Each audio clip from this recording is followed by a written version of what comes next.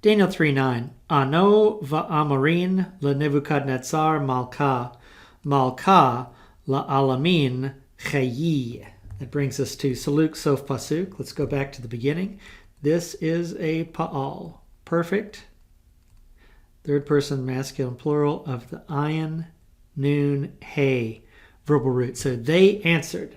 And to read up to this Zakef Katon, we have a conjunction, and then, of course, the Aleph Mem Resh verbal root. This is a pa'al participle, masculine plural. They answered and said to Nebuchadnezzar the king, coming to the Atnach.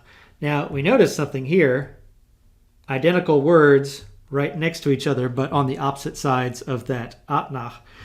This might have thrown the original copyist, not having anything but the consonants. But it is appropriate here because the second use is a vocative,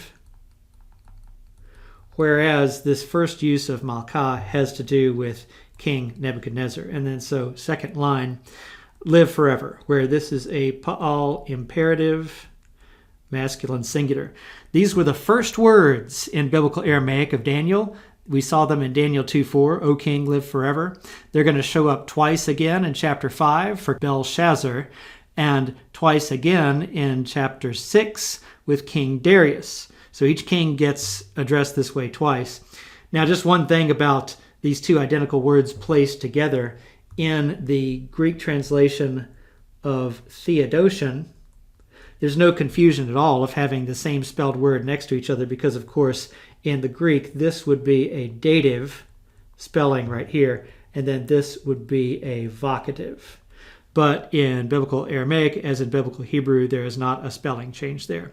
So they answered and said to Nebuchadnezzar the king, O king, live forever.